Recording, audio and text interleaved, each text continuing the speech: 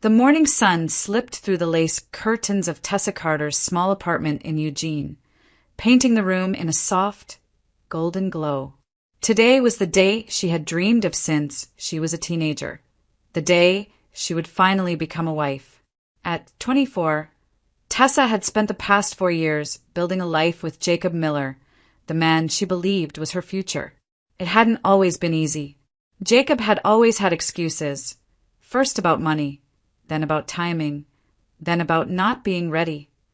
But after years of waiting, of hoping, of believing in promises whispered late at night, he had finally asked her to marry him. And now, the morning she had imagined 1,000 times was finally here. The white dress hung by the window, catching the light like a cloud. It wasn't extravagant, just simple satin with a soft lace neckline. But to Tessa, it was perfect. She traced the fabric gently with her fingertips, her heart fluttering in her chest. Her mother had always said that a wedding dress should feel like an extension of your soul, and this one did. It wasn't about money or grandeur. It was about a beginning, a home built from love, laughter, and shared breakfasts before work. In the bathroom mirror, Tessa pinned her hair into a soft bun and touched up the faintest hint of makeup. She wasn't trying to look like someone else. Jacob loved her as she was, or so he always said. As she placed a single pearl earring, a gift from her late grandmother, into her ear, her throat tightened. This is real, she told herself. This is happening. Yet beneath the excitement, something small and sharp gnawed at the edges of her heart. It had been there for weeks, maybe months, a faint unease she couldn't name. Jacob had been distant lately, distracted. He often brushed off her questions with a kiss and a vague excuse about work or stress. The night before, he hadn't even answered her call until nearly midnight. He'd sounded tired, even annoyed. "Big day tomorrow," he had mumbled before hanging up. She told herself it was just nerves. Everyone got jittery before a wedding, didn't they? Tessa inhaled deeply and shook off the thought. She wouldn't let doubt ruin today. Today was about them, about everything they had been through and everything they were about to become. She imagined Jacob waiting for her at the courthouse, a nervous smile tugging at his lips as he adjusted his tie. She imagined his hands trembling slightly when they exchanged vows. She imagined the first dance they would share as husband and wife, even if it was just in their tiny apartment kitchen with a radio playing softly in the background. By the time the florist knocked on the door, her small apartment smelled of lilies and roses. The bouquet she had chosen, white roses, pale pink peonies, and sprigs of baby's breath, rested gently in her hands. It wasn't grand, but it was hers. She looked at herself one last time in the mirror and felt a rush of warmth. "You're ready," she whispered to her reflection. "You've waited long enough." Across town, Jacob Miller was awake too, but his morning felt very different. His phone buzzed on the nightstand with a message from Lily Torres. "We need to talk," it read. He stared at the screen, jaw tightening. Lily, 20 years old, spontaneous, bright, had once been a secret he thought he could manage. What had started as flirtation during a business trip had become something far more complicated. And now, on the morning he was supposed to marry Tessa, that complication was texting him again. Jacob typed back quickly, his thumbs hesitating over the screen before settling on, "Not today. We'll figure it out later." But even as he sent it, he knew later was already pressing in. Lily was not the kind of woman who accepted silence, and she had started asking questions he didn't want to answer. Back in her apartment, Tessa slipped into her dress, the satin cool against her skin. The city outside was already awake, buses humming down the street, coffee shops opening, church bells chiming faintly in the distance. She closed her eyes and tried to picture the rest of the day, the vows, the laughter, the life they would begin. The flicker of unease still lingered somewhere deep inside her, but she buried it beneath layers of hope. Because today wasn't supposed to be about doubts. It was supposed to be about love. And Tessa Carter, stubborn, loyal, endlessly believing Tessa, had decided that love was enough. 2 days before the wedding, a rumor reached Lily Torres that stopped her heart cold. She was sitting in a small cafe downtown, scrolling absent-mindedly through her phone, when a friend mentioned, almost in passing, that someone named Jacob Miller was listed on the county clerk's marriage registry. "I think the ceremony's set for Saturday morning," the friend said casually, sipping her iced coffee. "At the courthouse near 7th Street, the one by the river." The name hit Lily like a punch to the chest. Jacob Miller. The same courthouse. The same place where he'd once joked about marrying her someday. She forced a laugh and changed the subject, but her hands trembled as she clutched her phone. Surely it was a coincidence. Jacob Miller wasn't exactly an unusual name. It could be someone else. It had to be someone else. But even as she told herself that, something inside her, a cold, coiled instinct, whispered that it wasn't. That evening, unable to silence the gnawing fear, Lily drove to the Lane County clerk's office. The sun was sinking low, painting the sky over Eugene in soft streaks of orange and lavender, but Lily barely noticed. Her pulse pounded as she pushed open the glass doors and approached the front desk. "Hi," she said, her voice thin. "I was wondering if I could check the marriage license list for Saturday." The clerk, a middle-aged woman with kind eyes, handed her a printed page without much thought. And there it was, near the bottom of the list, in black ink that seemed to burn into her eyes. Jacob Miller and Tessa Carter, 10 a.m. Lane County Courthouse. The paper slipped from her fingers. Her breath caught somewhere in her throat, refusing to move. It was him. It was the same Jacob who kissed her forehead and called her baby. The same Jacob who said he wasn't ready for marriage. The same Jacob who had texted her just yesterday that he couldn't imagine life without her. For a long time, Lily just stood there, numb, the sounds of the office fading into a dull hum. She felt ridiculous, stupid, even, for ever believing the words he'd fed her. And yet, beneath the humiliation, something deeper took root. Fear. Because this wasn't just about betrayal anymore.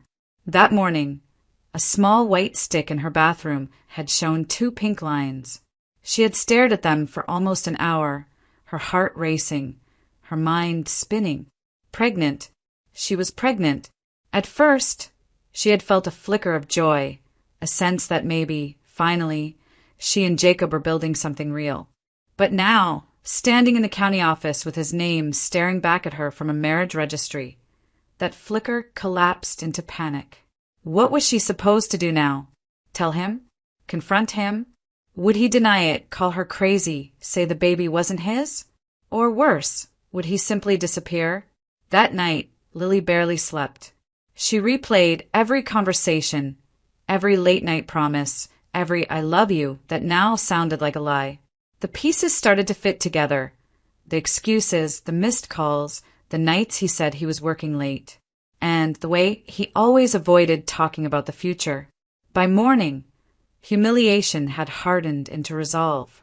She wasn't sure what she expected to find on Saturday, an explanation, an apology, or just the confirmation that she had been nothing more than a secret. But she had to know. She pulled open her closet and stared at her reflection in the mirror. The girl looking back at her wasn't the naive 20-year-old who believed in fairy tales anymore. She was someone who had been lied to, and who now carried a life inside her that changed everything. "I'm going," she whispered to herself. "I need to see it with my own eyes." And with that, Lily Torres decided she would walk into that courthouse on Saturday morning, not as a guest, not as an invited witness, but as the shadow of a truth Jacob Miller could no longer hide. The Lane County Courthouse was already awake by the time Tessa Carter stepped through its glass doors that morning. Sunlight poured through the tall windows, spilling across polished floors and the rows of wooden benches where friends and relatives had begun to gather. Tessa's heart raced with a mixture of joy and nervousness. Today, she told herself, everything changed. Today, the years of waiting, of promises and plans, would finally become something real. She stood near the front of the small ceremonial hall, bouquet in hand, her fingers trembling slightly. The lace hem of her dress brushed the floor, and every breath felt like a soft, dizzying rush. She scanned the room, half expecting Jacob to appear through the doorway at any moment, grinning the way he always did when he was trying to calm her down. "It's just nerves," she whispered to herself, trying to still the flutter in her chest. "It's supposed to feel like this." Guests murmured softly around her. A distant piano played a light, hopeful melody. Time seemed to slow, each second stretching longer than the last as she waited for Jacob to arrive.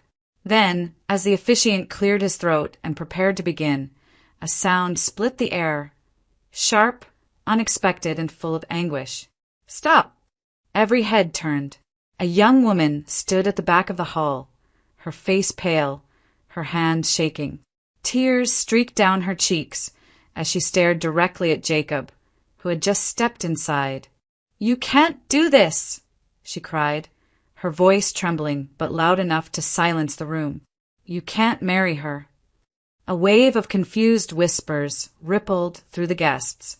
Tessa felt her stomach twist as the woman's words echoed off the courthouse walls. Jacob froze, his face drained of color. "Lily," he whispered. The name hit Tessa like a blow. Lily. The woman, Lily Torres, took a step forward, her voice breaking with every word. "You told me you loved me. You told me we had a future. How could you stand there and pretend none of it happened?" The room fell into a stunned silence. Tessa's bouquet slipped slightly in her grasp as the words sank in. Loved me. Future. They weren't the words of a stranger. But Lily wasn't finished. With a shaking breath, she pressed a hand to her abdomen. "And what about this, Jacob? Are you just going to pretend this doesn't exist too?" The meaning of her gesture spread through the room like wildfire. A pregnant pause in every sense followed. Tessa's knees felt weak. The officiant lowered his papers. Someone in the back gasped. "And Jacob?" Jacob said nothing. He opened his mouth, then closed it again, his eyes darting helplessly between the two women. "Say something," Tessa whispered, her voice barely audible. "Jacob, please." But he didn't. All at once, the world tilted. The courthouse, the guests, the flowers, everything blurred into a dizzy haze. Tessa looked down at the bouquet in her hands, the symbol of a future she had believed in with all her heart, and it suddenly felt like a cruel joke. With a sharp motion, she hurled it to the ground, petals scattering across the floor like fragments of a dream. "I can't do this," she choked out, the words barely forming through the tears burning in her eyes. "I won't do this." And before anyone could stop her, Tessa turned and ran. The heavy doors of the courthouse slammed behind her as she stumbled into the sunlight, gasping for air. The autumn breeze hit her face, cool and sharp, but it did nothing to numb the sting in her chest. Her world, the future she had clung to, had shattered in a single moment. Inside, Jacob tried to follow, muttering something about misunderstandings, about how it wasn't what it looked like. But Lily only laughed, a bitter, broken sound, and stepped back. "Save it," she spat. "You've already lied enough." And just like that, the ceremony was over before it had even begun. The guests whispered, the music stopped, and the officiant quietly packed his papers away. In less than 5 minutes, everything Tessa Carter had believed in, every plan, every promise, lay in ruins on the courthouse floor. The streets of Eugene blurred around Tessa as she walked aimlessly beneath the pale noon sun, her wedding dress dragging slightly against the uneven pavement. Cars passed by, drivers slowing just long enough to stare before moving on. A group of teenagers on bikes turned their heads as she crossed the intersection, but she didn't notice. She felt as though she were moving underwater, every sound muffled, every color dulled. The bouquet she had once clutched with trembling joy lay abandoned somewhere on the courthouse floor. Her heels clicked against the sidewalk, steady and hollow, like the echo of a life that no longer belonged to her. How did it come to this? She wondered. Just hours ago, she had stood in front of a mirror whispering that she was ready. Now she was a bride without a wedding, a woman without direction, a heart split clean in two. Her thoughts spiraled as she walked, looping back on themselves until they became unbearable. How could I have been so blind? She thought bitterly. The signs had been there, the late-night texts he brushed off as work, the way he avoided talking about the future, the distance in his eyes when she spoke of children and a home. She had seen them, all of them, and she had looked away. Because love made people foolish, and she had loved Jacob Miller with everything she had. A memory surfaced, a summer afternoon 2 years ago. Jacob had taken her to the coast, and they had walked barefoot along the sand, laughing as the tide chased their feet. "Someday," he had said, wrapping an arm around her shoulders, "I'll marry you right on this beach." She had believed him. She had built a future out of words like that, weaving them into something solid and real. And now those same words tasted like ash. She turned down a quieter street, away from the traffic and the curious glances. The hem of her dress caught on a curb, and she stumbled, catching herself on a lamppost. A few blocks later, she passed a bakery where they had once shared cinnamon rolls on Sunday mornings. Across the street, a movie theater still had the poster for the rom-com they'd watched on their first anniversary. Everywhere she looked, the city was littered with fragments of a life that had never truly existed. Tessa pressed her hands to her chest, as though she could hold herself together by force. She had imagined crying on her wedding day, happy tears, overwhelmed by joy. She had not imagined this, the salt of betrayal burning her cheeks, the ache so deep it seemed to settle into her bones. Going home wasn't an option. The thought of stepping into their apartment, with his jacket still hanging by the door and his coffee mug still on the counter, made her stomach twist. Facing her friends, or worse, her mother, felt impossible. She didn't want their pity, their soft words and reassurances that it would be okay. It wasn't okay. Not now. Maybe not ever. So she kept walking. Past the shops where they had browsed for furniture they never bought. Past the diner where they had planned their honeymoon that would never happen. The city seemed endless, and so did her pain. After nearly an hour, Tessa found herself on a tree-lined path she didn't recognize. The noise of the city had faded behind her, replaced by the rustle of leaves and the chirp of distant birds. Ahead, a small park stretched out, quiet, almost deserted, the kind of place people came to read books or feed ducks in the pond. She stepped onto the grass and sank down onto a bench, the satin of her dress pooling around her feet. For the first time since she had fled the courthouse, she let herself breathe. The tears she had been holding back spilled freely now, staining the lace at her neckline. Everything she had known, or thought she had known, was gone. The love she had believed in was a lie. The man she had trusted was a stranger. And she was left with nothing but a broken heart and a wedding dress that suddenly felt like a costume. The breeze carried the scent of pine and damp earth as Tessa stared out over the quiet park. She didn't know where to go next. All she knew was that she couldn't go back. Not yet. Maybe not ever. The park was nearly empty by the time Tessa wandered onto its winding paths. The late afternoon sun hung low in the October sky, filtering through the crimson and gold leaves above her. Children's laughter drifted faintly from the playground on the far side, but here, among the old oak trees and wooden benches, it was quiet, the kind of quiet that made her heartache louder. She moved without direction, every step heavy under the weight of her ruined mourning. Her wedding dress brushed against the damp grass as she followed a narrow path that curved around a pond. Ducks glided lazily across the water, their indifference to her misery almost comforting. She took a deep breath and sat down on a bench, the satin pooling around her feet, her hands trembling slightly as she pressed them together. "Get it together," she whispered to herself, but the words sounded hollow. She didn't know how long she sat there before she noticed the shape slumped on the bench across the path. At first, she thought it was just an elderly woman napping in the cool shade.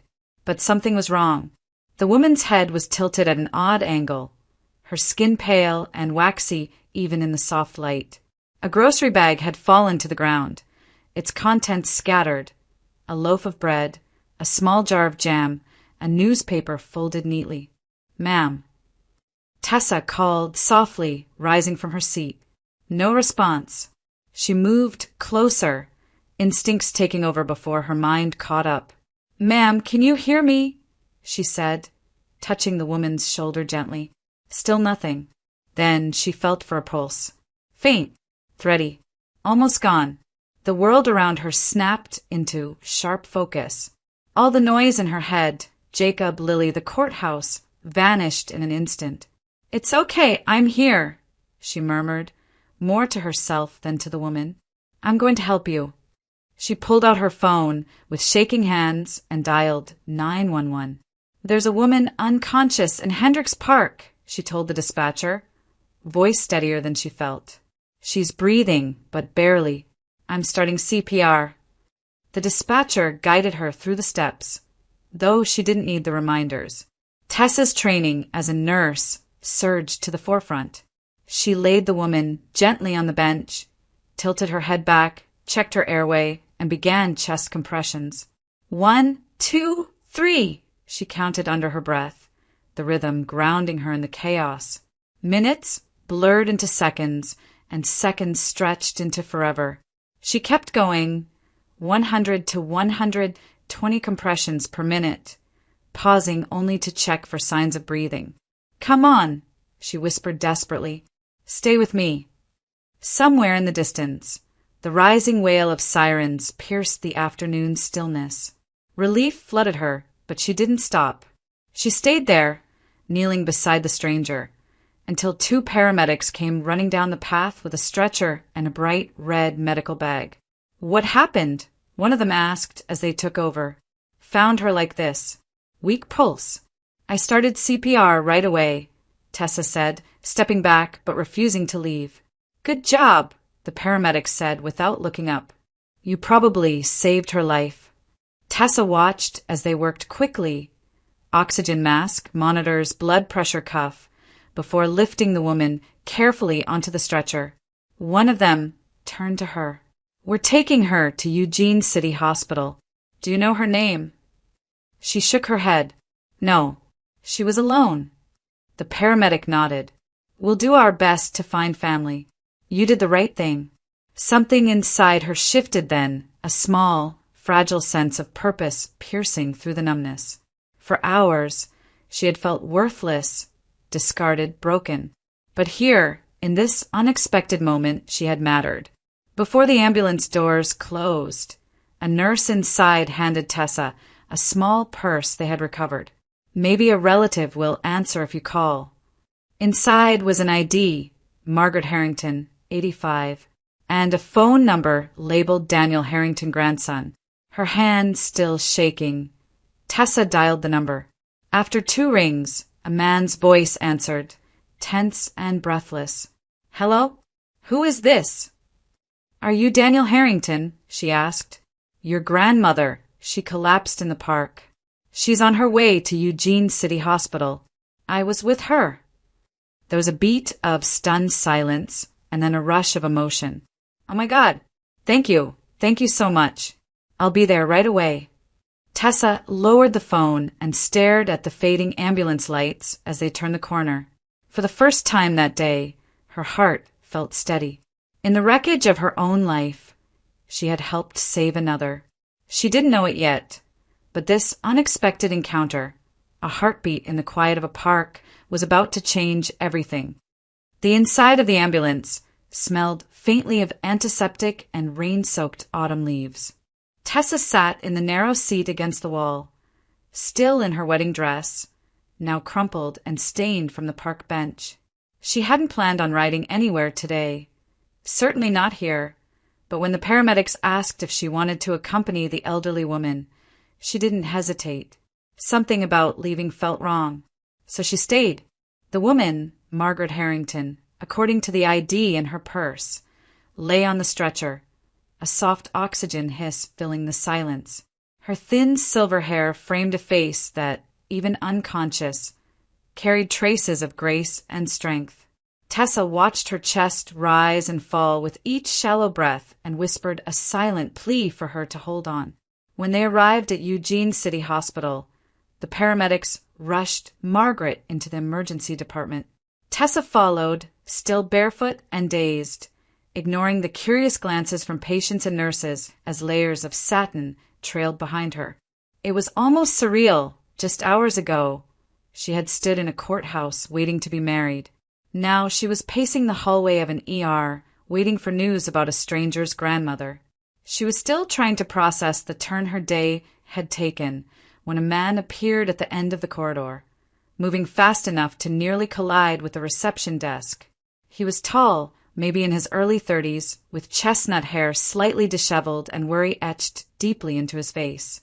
"Are you the one who called me?" he asked breathlessly when he reached her. "Yes," Tessa said, standing awkwardly in her wrinkled dress. "I found her in the park. I'm a nurse. I started CPR until the paramedics arrived." The man exhaled a shaky breath, as if he'd been holding it for miles. "I'm Daniel Harrington. She's all I have left." His voice cracked on the last words. Tessa nodded gently. "She's in good hands now. They're running tests, but her pulse was strong by the time we got here." Daniel looked at her for a long moment, his eyes softening as they took in the absurdity of her appearance. "Were you at a wedding?" he asked carefully. Tessa let out a breathless, humorless laugh. "I was supposed to be." Something passed between them then, an understanding deeper than words. He didn't ask for details, and she didn't offer any. Instead, they sat together in the sterile hallway, the rhythmic beeping of monitors and distant announcements filling the silence. Daniel spoke first. He told her about Margaret, how she had raised him and his brother after their parents died, how she still baked pies every Sunday even though her hands ached from arthritis. He spoke of the holidays they had spent in the old Harrington house and how terrified he was of losing her now. Tessa listened, nodding quietly, and shared a little of her own story, about how her grandmother had been her anchor growing up and how she had passed just a year earlier. The ache of that loss still lingered, a dull throb beneath everything. It was strange, she thought, how two people who had never met could find common ground in the language of grief. Hours passed. As dusk settled outside, a doctor finally approached them with a small, tired smile. "She's awake," he said, stable, responsive, and asking about the woman in the wedding dress. Tessa followed Daniel into the room. Margaret's eyes fluttered open as they entered, her lips curving into a weak but unmistakable smile when she saw her. "You," she whispered, her voice raspy. "You're my angel, my guardian angel." Tessa's throat tightened. "I just did what anyone would do." "No," Margaret murmured, reaching for her hand. "You did more than most. You gave me another chance." Daniel stood by the bedside, emotion flickering in his eyes as he looked between them. "I don't know how to thank you," he said quietly. "If you hadn't been there—" "You don't need to thank me," Tessa replied. "I was just in the right place at the right time." Margaret squeezed her hand gently. "When I'm home again, I want you to visit me. Promise me you will." Tessa hesitated for just a moment before nodding. "I promise." As she left the hospital that night, the air cool and crisp against her skin, something in her chest felt different, steadier, lighter. Her world was still in pieces, but for the first time since it shattered, she could see the faint outline of something new rising from the wreckage. And it had begun here in the most unexpected place, beside a woman she had never met before that afternoon.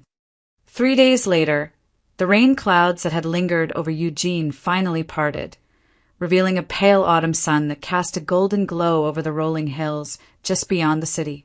Tessa stood at the end of a long gravel driveway, gazing up at the Harrington estate, a sprawling stone mansion tucked behind wrought iron gates and framed by towering maple trees.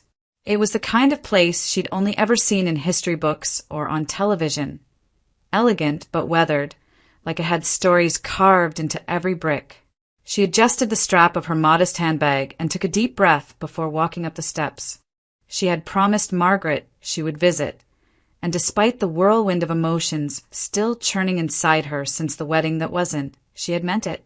Something about the older woman had pulled her in, not out of obligation, but out of a quiet, unexpected bond.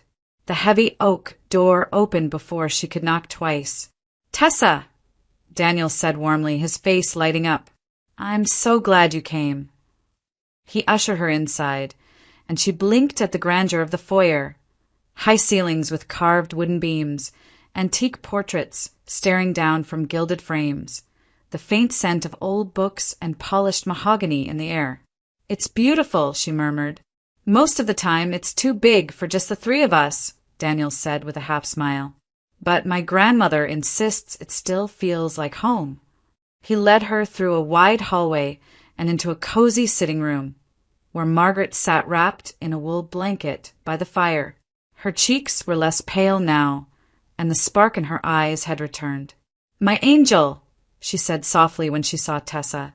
"You came." "I promised," Tessa replied, taking the chair beside her. "How are you feeling?" "Alive," Margaret chuckled, then reached for Tessa's hand. "And that's no small thing, thanks to you." Before Tessa could respond, footsteps echoed from the hallway. A man appeared in the doorway, his expression unreadable as his gaze flicked over her from head to toe. He was younger than Daniel, maybe late 20s, but carried himself with the swagger of someone used to having things handed to him. "This must be the nurse," he said flatly. "Matthew," Daniel said, his tone stiffening. "This is Tessa Carter. She's the reason Grandma is still here." Matthew offered a perfunctory nod, but didn't step closer. "Right. Well, good for you." He turned his attention back to his phone as he dropped onto a nearby armchair. The message was clear. He wasn't impressed. An awkward silence hung in the air until Daniel spoke again. "Matthew and I grew up here," he explained. "After our parents died, Grandma raised us both." "Daniel took on the family business," Margaret added with quiet pride. "He's the one who keeps the Harrington legacy alive." "And Matthew?" Tessa asked gently. Margaret's smile faltered. "Matthew has other talents." Matthew let out a short laugh, though it didn't sound amused. "That's a polite way of saying I haven't quite found my calling." Tessa sensed the tension beneath the words, a tension that thickened when another figure swept into the room. Sophie Harrington was striking, all sharp angles and cool poise, with a gaze that assessed Tessa like she was a problem to be solved. "So this is her," Sophie said, crossing her arms. "The one we've heard so much about." Daniel shot her a warning look. "Sophie." "What?" "I'm just saying we should be grateful," Sophie replied sweetly, though the edge beneath her voice was unmistakable. "It's not every day a stranger saves the matriarch of the family." Tessa smiled politely, but she felt the weight of Sophie's scrutiny. There was something calculating in the woman's eyes, something that made her skin prickle. The conversation drifted after that. Light talk about the weather, about the neighborhood, about Margaret's plans to resume her Sunday baking tradition once her strength returned. But the mood shifted when Margaret, her voice suddenly more serious, mentioned the word will. "I need to revisit my estate plans," she said, glancing between her grandsons. "It's time to make sure everything is in order for the future." The air in the room tightened. Daniel simply nodded, but Matthew stiffened in his chair, his eyes flicking towards Sophie. She placed a manicured hand on his arm, a small gesture, but one heavy with meaning. "We have plenty of time for that, Grandma," Matthew said lightly, though his smile didn't reach his eyes. "Time is never guaranteed," Margaret replied, "and I won't leave things unsettled." Tessa stayed quiet, sensing that she was witnessing something raw and unspoken beneath the surface, an old family wound that had never quite healed. It wasn't her place to pry, but as she looked around the room, at Daniel's quiet strength, Matthew's simmering resentment, Sophie's cold calculation, and Margaret's fragile resolve, she knew this house held more than memories. It held secrets, and she had just stepped into the middle of them. The weeks that followed Margaret's collapse unfolded quietly on the surface, but beneath that calm veneer, darker currents churned. She grew stronger day by day, regaining her appetite and color, often insisting that Tessa stay for tea or help her water the roses in the garden. Tessa obliged, finding comfort in the slow rhythm of those afternoons. Yet, even as she settled into a new routine around the Harrington estate, something about the house felt off. Conversations paused when she entered a room. Whispers stopped abruptly in the hallway. And more than once, she caught Sophie watching her from across the courtyard with narrowed eyes. It was during one of those visits that Daniel shared more about his family's tangled history.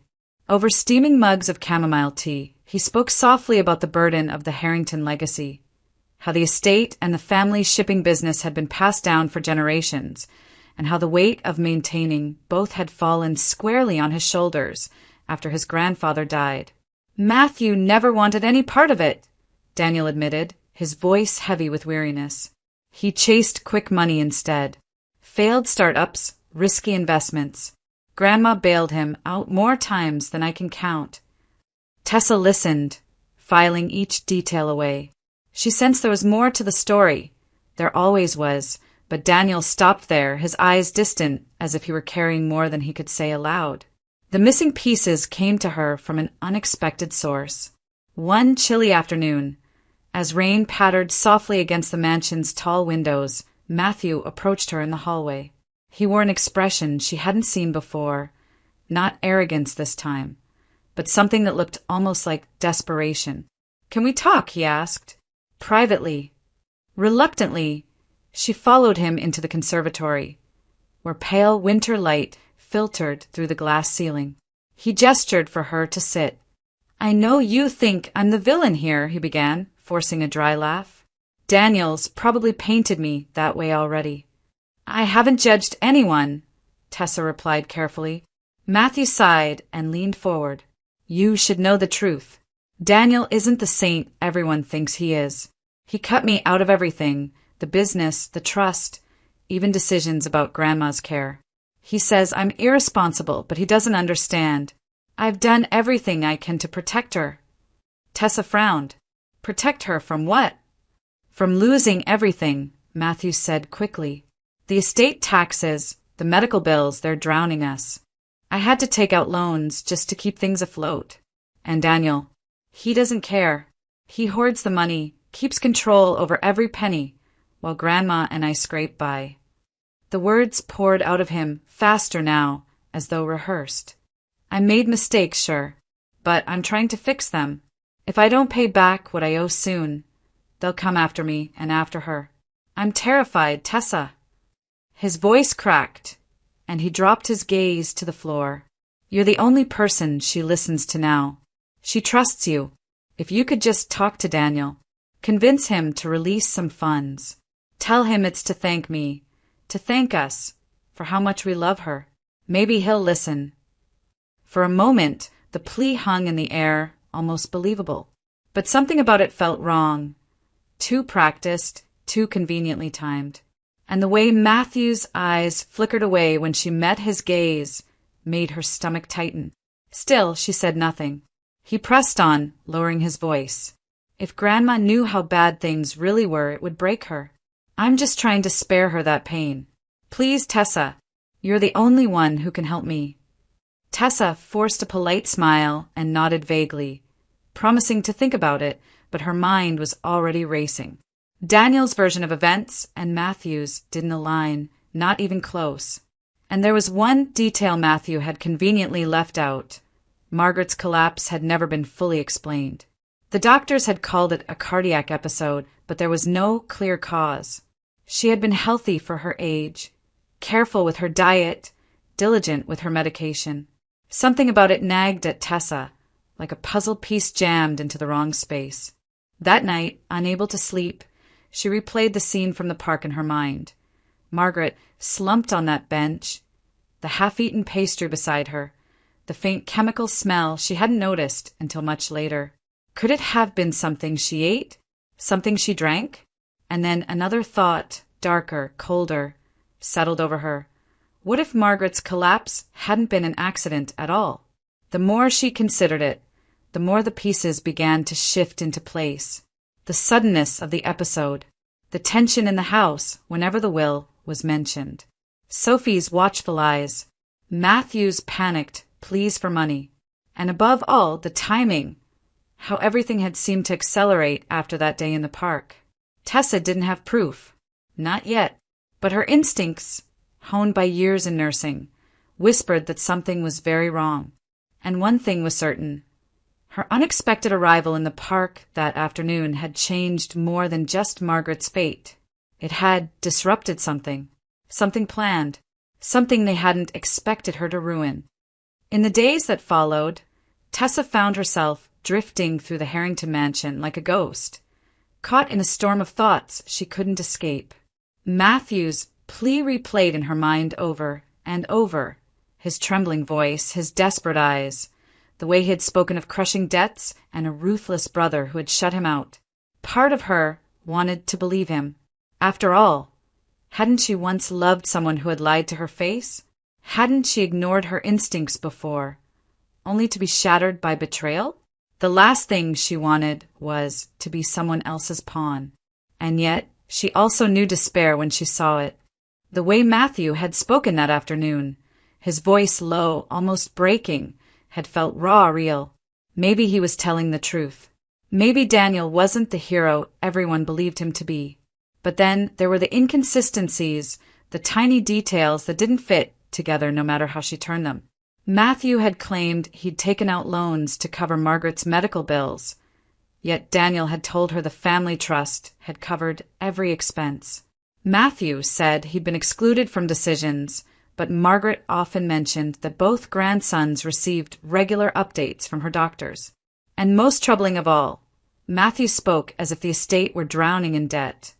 But every sign Tessa saw in that house, from the meticulously maintained grounds to the private art collection, pointed to considerable wealth.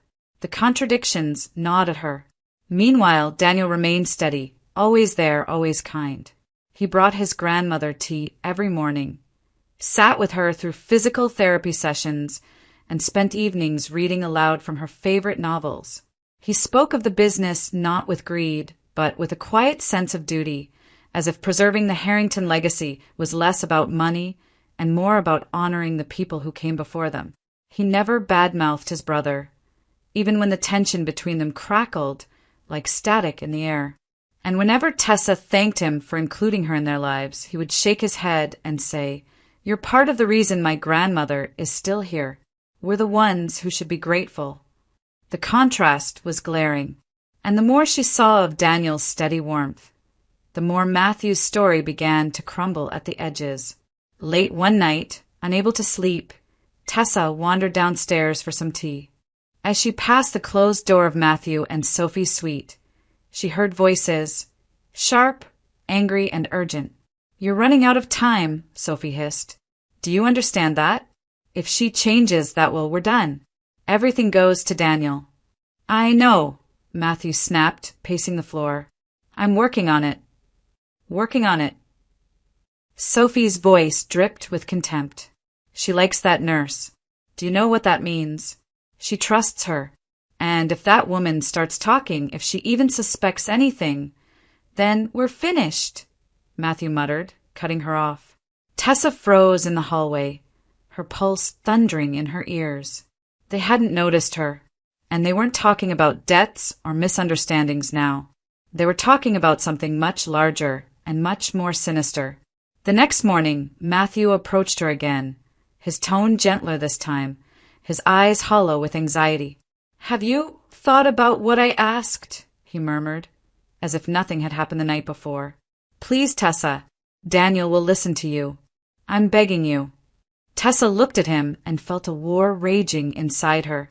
One part of her, the part that still bled from Jacob's betrayal, recoiled at the thought of being manipulated again. But another part, the part that understood pain and second chances, whispered that maybe, just maybe, Matthew was telling the truth and deserved help. But then she remembered Sophie's words through that door. If she changes, we're done. And the weight of those words settled over her like a stone. By the end of the week, Tessa stood at a crossroads she hadn't asked for. She could stay silent, play the part they seemed to expect, and risk being complicit in something that felt increasingly sinister. Or she could dig deeper, follow the thread of her suspicions, and pull until the entire fabric of the Harrington family unraveled, even if it meant destroying the fragile peace she had built here. She stared out the window of the guest room, the sprawling estate bathed in the pale glow of twilight, and felt the enormity of the choice pressing down on her.